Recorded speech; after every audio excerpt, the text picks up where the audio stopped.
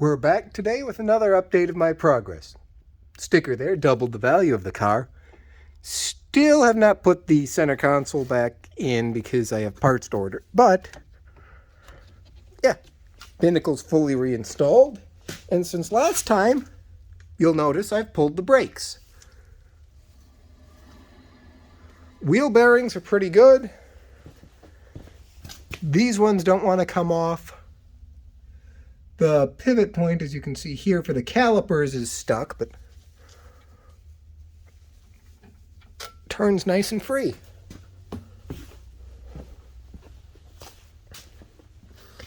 Same with this one over here.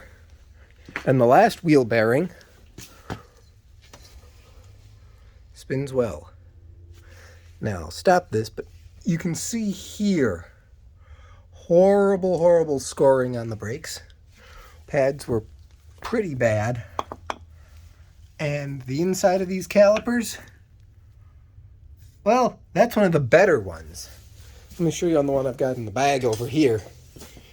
It was pretty terrible. Alright, just a second. Yes, exciting action. And set the phone down and hearing the rushing of the bag. Sorry, it's not an unboxing. Yeah, just look at those caliper seals. Ugh. So these are going to go out to be rebuilt.